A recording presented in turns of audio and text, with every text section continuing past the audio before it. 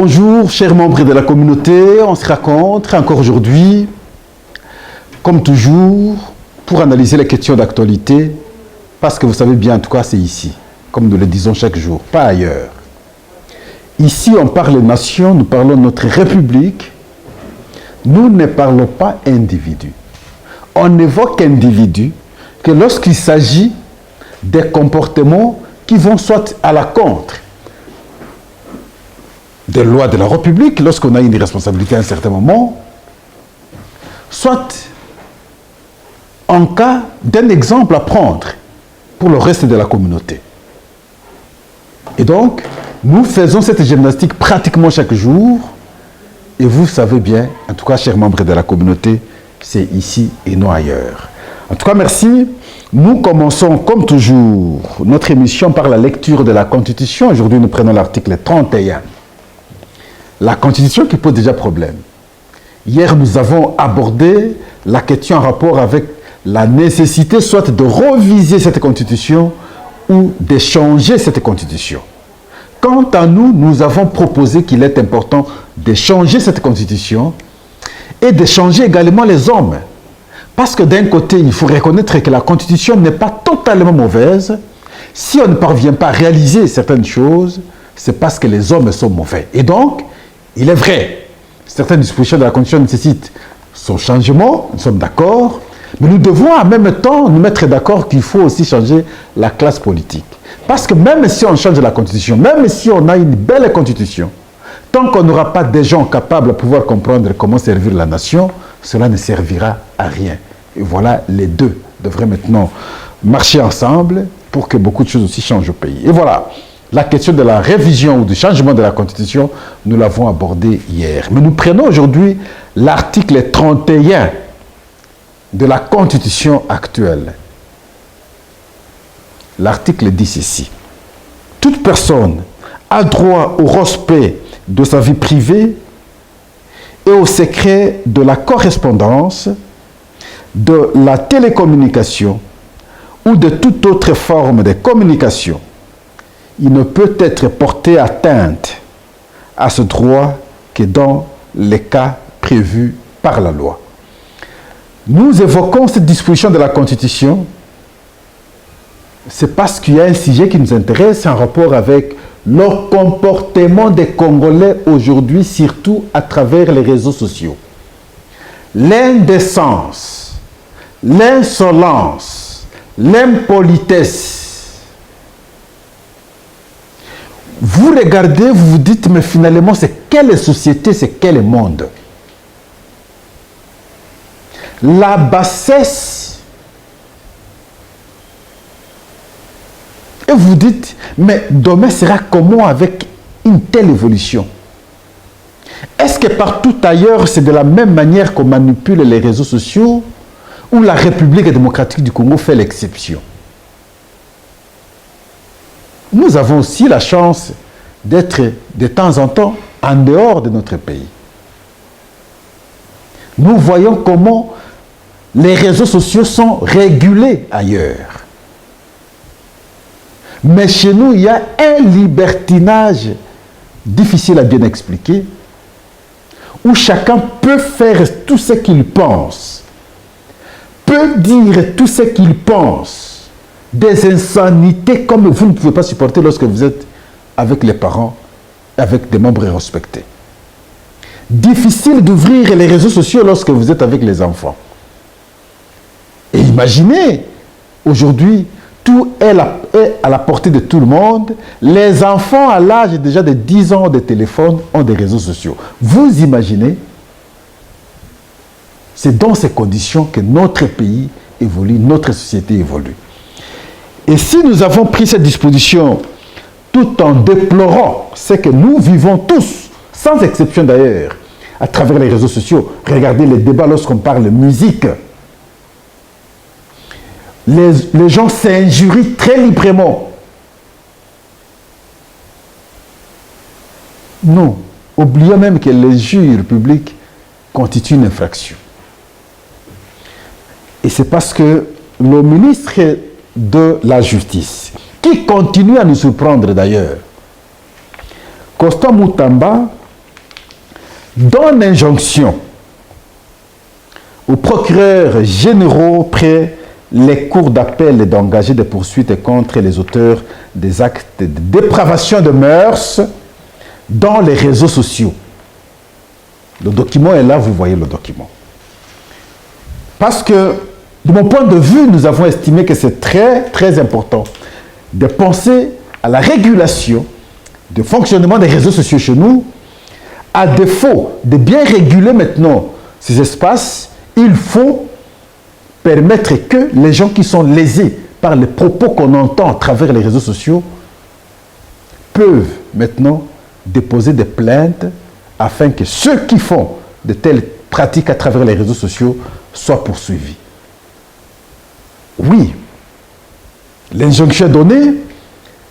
Le problème, c'est dans la pratique avec nos procureurs qui, aujourd'hui, combattent même le ministre. Ils sont restés depuis longtemps comme des gens, je ne sais pas, injectés par quoi, hébétés ou comment, qui voyaient tout mais incapables d'initier des actions pour réguler la société. Donc il a fallu qu'un jeune comme Constant Moutamba soit ministre pour qu'il vous rappelle votre mission. Il a fallu qu'un jeune comme Constant Moutamba soit ministre pour qu'il vous oriente ce que vous devez faire. C'est déplorable. Vous êtes procureur depuis très longtemps, depuis tous ces temps. Ces déviances dans la société se produisent, vous les voyez et personne ne sait ouvrir la bouche, personne ne sait initier les actions.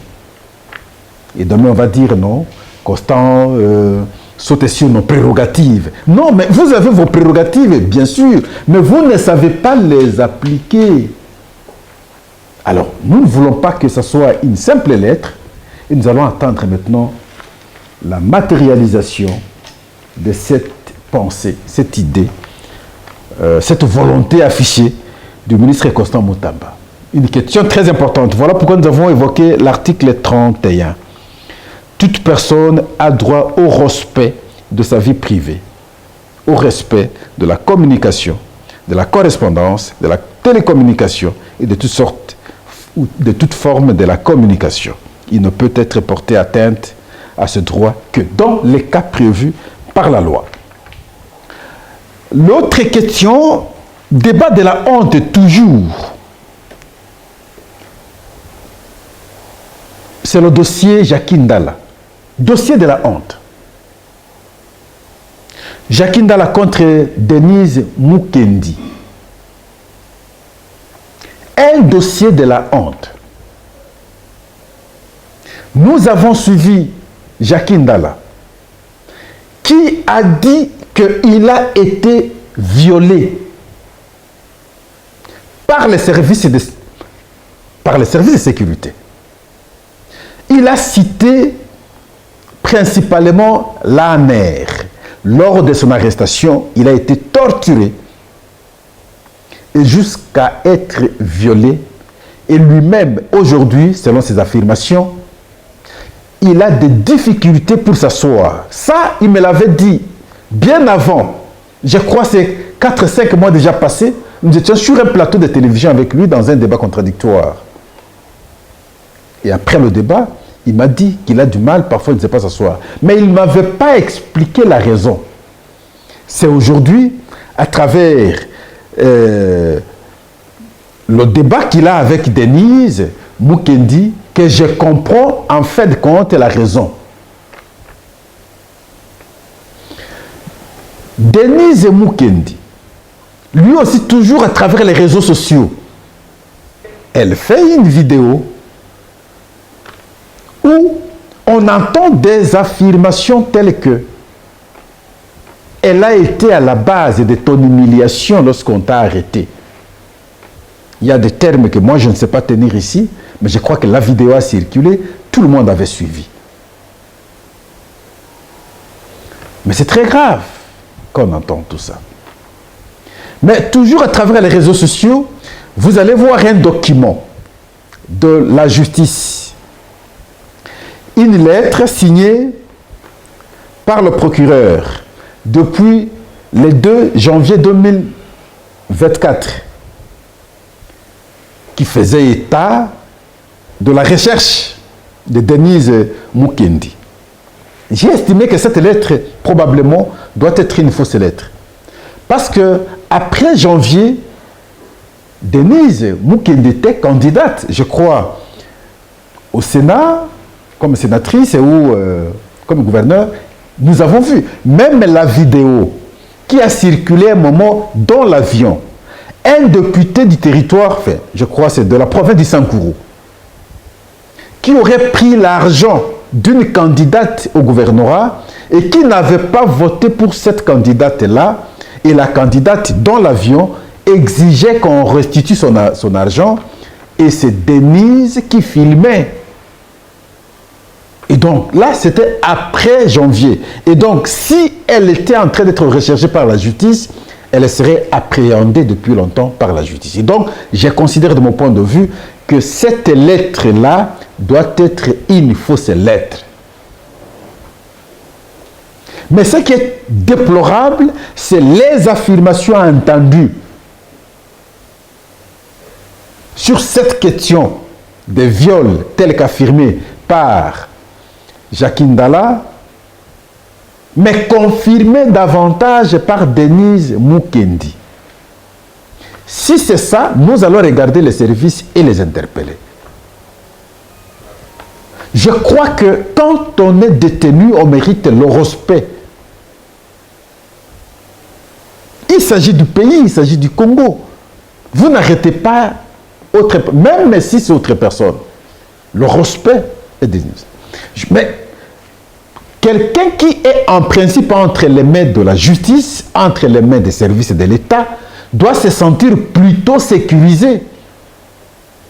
Il ne peut plus se sentir dans l'insécurité. Peu importe la peine qu'on peut l'infliger, mais il est au moins entre les mains de l'État.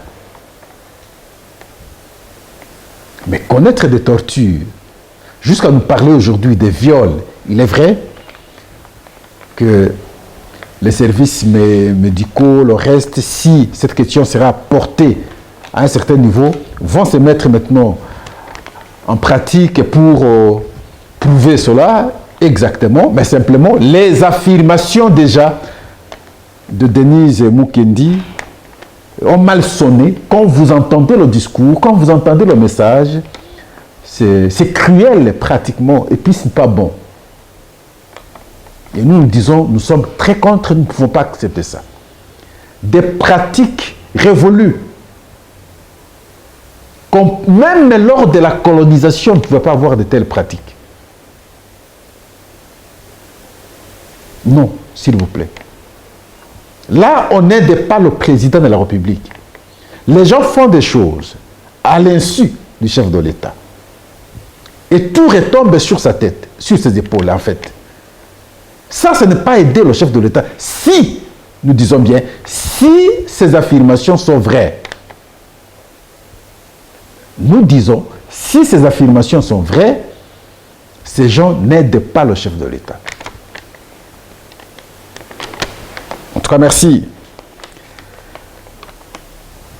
La question d'échange, aujourd'hui, en dépit de ce que nous avons abordé sur l'injonction de Constant Mutamba au procureur, près les cours d'appel d'engager des poursuites contre les auteurs des actes de dépravation des valeurs dans les réseaux sociaux, l'autre question, c'est les 100 jours du gouvernement. Constant Mutamba fait partie. Les 100 jours du gouvernement peuvent-ils aujourd'hui nous procurer un espoir? Question posée. Dans quel secteur? Une question ouverte, mais nous allons tenter l'analyser. On va faire le choix sur certains secteurs et évoluer dans l'analyse, si possible. Allons-y. Le secteur de l'éducation, le secteur clé de l'éducation. Pendant ces 100 jours, qu'est-ce qui a changé? Qu'est-ce qui a changé positivement? On peut reconnaître effectivement que la rentrée scolaire a respecté sa date. C'est évident. On peut comprendre et affirmer que les enseignants reçoivent le peu qu'ils reçoivent chaque mois. C'est évident. Est-ce qu'il y a des réformes dans le cadre, par exemple, d'améliorer le salaire des enseignants? Je n'ai pas encore entendu.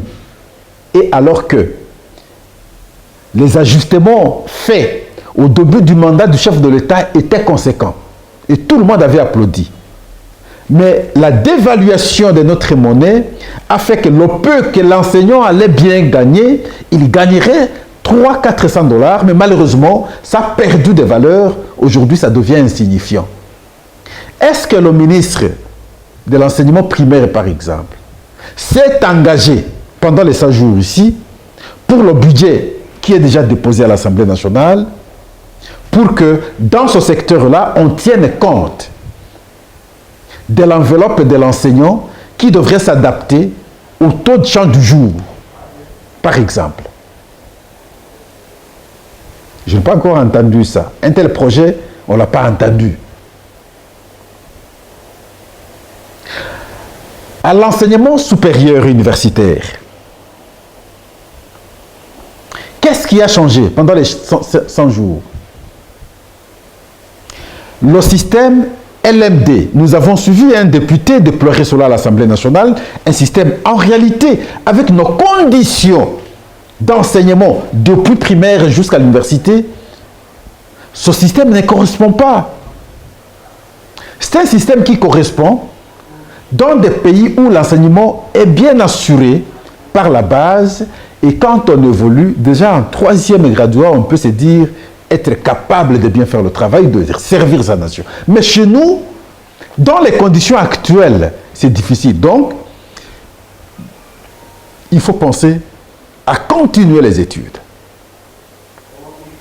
Mais le fait de monter avec des coûts non satisfaits, mais je crois que ça pèse. En fait, quand on va laisser l'enfant partir, parce qu'on ne sera pas trop exigeant d'ailleurs à la dernière année. Ce système pose problème. Est-ce qu'il y a eu des propositions par la ministre de l'enseignement supérieur et universitaire? Jusque-là, je n'ai pas entendu. Donc, pendant les 100 jours, je ne sais pas qu'est-ce qui a porté comme espoir dans ce secteur de l'enseignement. Le secteur des infrastructures. Je prends en exergue ici les routes. N'allons pas ailleurs. Restons ici, dans la capitale. Qu'est-ce qui a changé? Qu'est-ce qui peut donner espoir jusque-là? Les pluies s'annoncent. Mais si le ministre a su comprendre, ou si le ministre a la cartographie de la ville de Kinshasa, ou si le ministre comprend qu'à Kinshasa, il n'y a pas de route viable à ce jour, quel est l'acte posé par le ministre pendant les 100 jours ici, où on peut dire, gardons le cap, gardons l'espoir, ça va changer demain?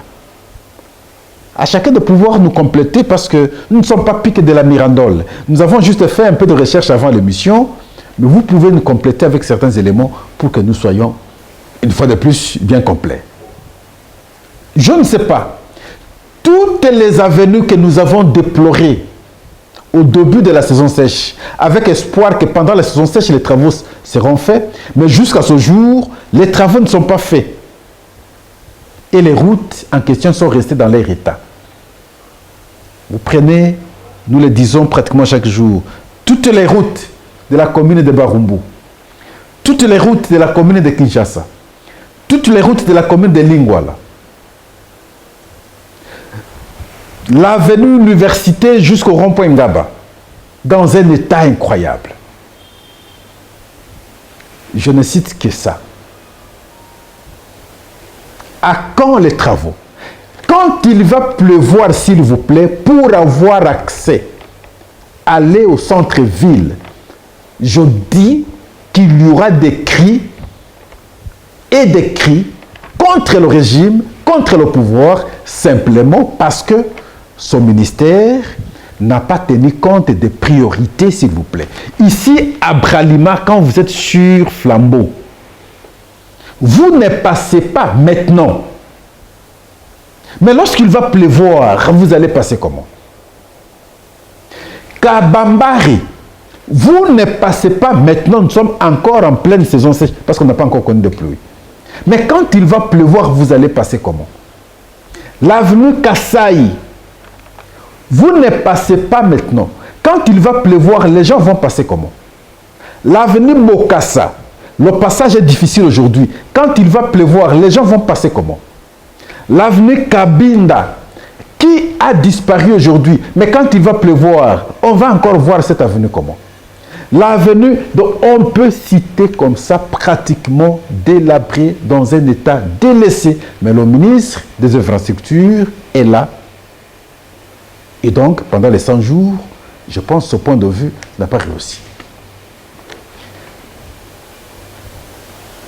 Le ministre des Transports, qu'est-ce qui a changé pendant les 100 jours? Nous avons suivi le message et nous annoncé jusqu'en décembre 2025 qu'on aura un avion pour la nouvelle compagnie Air Congo. Mais entre-temps, je veux vous révéler, quand vous prenez maintenant, nous avons une compagnie privée d'ailleurs, CAA. Vous voulez prendre le vol pour Goma, pour Lubumbashi, vous allez aux agences, par exemple, de CAA. Ceux qui sont passés par là vont comprendre. Quand vous arrivez, ils vont vous dire, il n'y a pas de place. Il faut attendre la semaine prochaine. Quand vous êtes pressé, ils vont vous exiger un autre $100 de plus.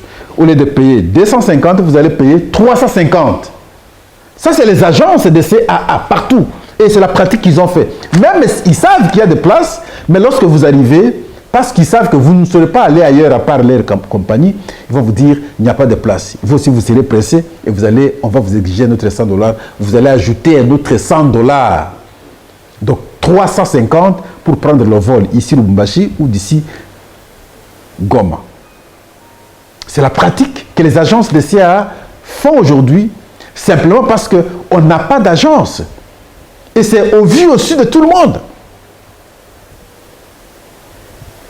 Le ministre des Transports, qu'est-ce qui a changé dans ce secteur aujourd'hui? Zéro du tout. Quel secteur encore? À part la justice, les finances, Pascal, je ne sais quoi apprécier en toute réalité. Mais le pire, chers membres de la communauté, c'est que nous sommes allés aux élections en décembre. De décembre jusqu'à avoir le gouvernement, nous avions peiné parce que les dispositions de la Constitution nous ont mis dans une position telle qu'il faut attendre l'installation définitive du bureau définitif de l'Assemblée nationale. Et c'est de cette installation que le gouvernement a été investi. Vous imaginez que nous allons aux élections en décembre, jusqu'à ce jour, il n'y a pas de cabinet valablement composé, s'il vous plaît. La première ministre n'a pas son cabinet. Pas longtemps, vous aviez suivi. Elle s'est séparée des anciens membres de son prédécesseur, mais jusqu'à ce jour, elle n'a pas un cabinet. Et si la primature, la première ministre n'a pas un cabinet, imaginez que les ministres aussi, c'est pratiquement la même chose. Ils ont des équipes qui aident. Est-ce que nos lois prévoient cela ou nos lois parlent effectivement des cabinets qui devraient être composés pour permettre le fonctionnement normal des secteurs? Pourquoi cette léthargie dans un pays où nous avons beaucoup d'urgences? Pourquoi on peut avoir un tel retard, croire que les choses évoluent bien, et pourtant nous sommes dans un pays où tout est priorité? D'autres vont me dire, est-ce que pour travailler, il faut toujours avoir des conseils d'équipe? Je dis oui, ce n'est pas pour rien qu'il a été réglementé. Sinon, on laisserait la personne choisie, nommée, élue, seule, et faire le choix de 2-3 personnes, peut-être de sa famille, et faire le travail. Non, on a dit la composition de ton équipe. Tu dois avoir un conseiller à tel endroit, à tel endroit, à tel endroit, pour que tu fasses le travail. Regardez jusqu'à ce jour, un pays a plusieurs priorités, les dirigeants sont très lents dans la composition, par exemple, de leur cabinet pour faciliter le travail. Dans ces conditions, quand on pose la question sur les 100 jours, comment on peut avoir une réponse plutôt positive à partir du moment où ce qui faciliterait le bon travail n'est pas fait? Et alors, nous ne pouvons que constater, malheureusement à ce jour, que les 100 jours, à notre niveau, sont passés sans qu'on ait répondu valablement aux attentes de la population. Le budget déposé, oui, le budget n'a rien à voir avec les 100 jours. Le projet de budget déposé plutôt, n'a rien à voir avec les 100 jours. Ce sont des prévisions, d'ailleurs, qui sont orientées par les... On les appelait quoi nos sociétés ici, DGDA, tout ça, les régies financières, pratiquement. Il y a des rubriques qui donnent orientation à une vision qu'on veut donner, c'est tout. Voyez-vous? Et donc, nous sommes dans ces conditions. Sur le plan diplomatique, s'il vous plaît. Mais nous sentons nous-mêmes que nous avons perdu l'image positive qu'on voyait la République démocratique du Congo à un certain niveau. Le débat aujourd'hui, c'est au niveau de l'Assemblée générale des Nations unies sur la prétendue candidature de la République démocratique du Congo pour avoir un membre dans le Conseil des droits de l'homme. Vous avez suivi des interviews de certaines ONG internationales disent pour la valorisation des Nations Unies à ce stade, tout ce qu'il faut éviter, c'est accepter la candidature de la République démocratique du Congo dans ce domaine. Ça veut dire en d'autres termes, nous ne poussons pas le bouchon dans le cadre de la diplomatie pour faire le jeu afin de convaincre tout le monde. Et maintenant, la perception des autres vers nous n'est plus positive. Alors substantiellement, on se pose la question, dans quel secteur on a réussi? Dans quel secteur? L'électricité aujourd'hui, là c'est le ministère de l'énergie, je crois. Mais nous qui avions un espoir à un certain moment avec les installations des stations, engagement du chef de l'État au début, pourquoi vous ne savez pas accompagner les actions du chef de l'État, s'il vous plaît? Le problème, c'est à quel niveau? Le chef ne donne que l'élan. Matérialiser cela. Des quartiers noirs, des délestages comme vous n'avez pas l'idée. Il est vrai, il faut reconnaître que le travail n'est pas fait, surtout avec des cabines, parce que quand vous prenez nos cabines, c'est toujours des anciennes cabines, avec le nombre de gens aujourd'hui qui habitent à Kinshasa, avec le nombre de maisons, avec le nombre d'étages construits, tout ça pèse sur l'électricité. Mais est-ce qu'il n'y a pas une réponse à apporter à cela? C'est là que la technicité se distinguerait de la paire de la SNEL pour trouver solution à la question. Mais est-ce qu'on voit cela en toute réalité? Zéro du tout. À quel secteur, pendant les 100 jours ici, on a pu se distinguer? À part la justice et les finances. Quel autre secteur? Commerce extérieur, n'en parlons pas. J'ai toujours dénoncé. Regardez. Les produits avariés. Ça continue avec l'OCC. Et le ministre est là. Pas de dénonciation. Qu'est-ce qui a changé aujourd'hui? Quel est l'apport aujourd'hui?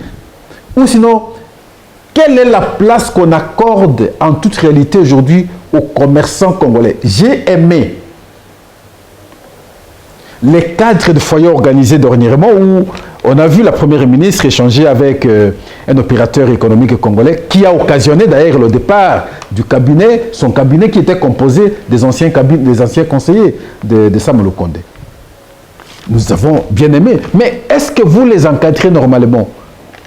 Vous les priorisez par rapport aux étrangers ou vous faites toujours le contraire? Parce que vous devez gagner des pourcentages de l'autre côté. Et pourtant, pour asseoir notre économie, il faut travailler avec nos opérateurs d'abord. Il faut penser à la production interne. Parce que avec les opérateurs étrangers, ils viennent avec la politique économique définie ailleurs. Ils viennent nous l'imposer ici par la vente. Et tout, le prix prend en charge toutes les taxes. Et c'est nous qui en subissons. Si au moins on produit à l'interne, à ce moment-là, on peut équilibrer. Ah, parce que nous parlons de production, posons-nous la question. Le ministère de l'Agriculture, par exemple, quel est le projet phare pendant les 100 jours ici dans le domaine de l'agriculture en République démocratique du Congo? Je ne connais pas. Je n'ai pas entendu. Et pourtant, s'il vous plaît, quand vous regardez la qualité des terres en RDC, pratiquement dans toutes les provinces, vous vous dites, Dieu nous a bénis exagérément, mais nous sommes dotés d'une inconscience extraordinaire. Les terres sont là. Regardez la qualité des terres, la qualité du sol. Mais aucun projet pour transformer ce que nous avons. Et lorsqu'il n'y a pas de production, et vous allez continuer maintenant à crier sur l'augmentation du prix, sur la dévaluation de notre monnaie. Le ministère de l'économie, nous avons, Pascal, je disais ici, monsieur le ministre, évitez des déclarations en déclaration. Où en sommes-nous aujourd'hui, monsieur le ministre de l'économie? Pendant les 100 jours, vous aviez fait des déclarations. Sur le marché, on ne voit même pas les inspecteurs en question, que vous invitiez la fois passée. Les opérateurs étrangers continuent à faire la loi. Qu'est-ce qui a changé pendant les 100 jours? Quel espoir? Voulez-vous qu'on tire des conclusions? Non. Il ne faudrait pas qu'on tire des conclusions aujourd'hui. Tirer une conclusion voudrait dire en d'autres termes demander que ce gouvernement tombe. Mais je ne veux pas tirer une telle conclusion. Je veux plutôt demander aux membres de ce gouvernement de la prise de conscience. Comprendre qu'ils ont la mission de servir la République démocratique du Congo. Ils ont la mission de servir le pays. Ils doivent servir notre pays. Jusqu'à quand nous allons continuer comme ça? Et voilà, c'est comme ça que je disais au début, autant que nous allons exiger la révision ou le changement de la Constitution, autant qu'à travers ce plateau, nous allons aussi exiger le changement de la classe politique. Avoir des jeunes comme les Constant Moutamba, qui ont un esprit de changement pour que les choses plutôt changent au pays. Le contraire alors, nous irons de désolation en désolation. Ce qui ne sera pas bénéfique pour chacun de nous. On a l'avantage d'avoir un président qui réfléchit pratiquement de la même manière que nous autres. Le souhait de transformer le pays. Mais l'accompagnement pose problème. L'autre me dit la fois passée, je vais faire rire Augustin alors, Augustin Kabouya. Bon, Kabouya, pas Kabouya. L'autre me dit non, oui, le chef de l'État, quand vous regardez les actions du chef de l'État sont toujours sabotées par les Louba. Et c'est que un monsieur m'a dit. Et il a commencé à me citer les actions que les Congolais ont déplorées. Ici, il dit, c'est les Louba, les Louba, les Louba. Je me suis dit, bon, ça peut être vrai aussi. Ça peut être vrai. Mais pourquoi nous ne pouvons pas avoir les meilleurs d'entre nous, s'ils sont là? Nous devons avoir les meilleurs d'entre nous. Accompagner un président comme ça, qui a de belles idées, qui comprend la vie, qui a le souci de voir votre pays émerger, qui tient les propos de la même manière que nous les tenons. Mais nous ne savons pas parfois l'accompagner lorsque nous avons des responsabilités. L'homme congolais, c'est tout un problème contre lui-même. En tout cas, merci. Au revoir.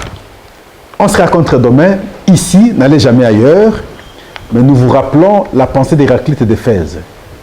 Tout coule. Tout passe. Rien ne demeure. Merci, au revoir.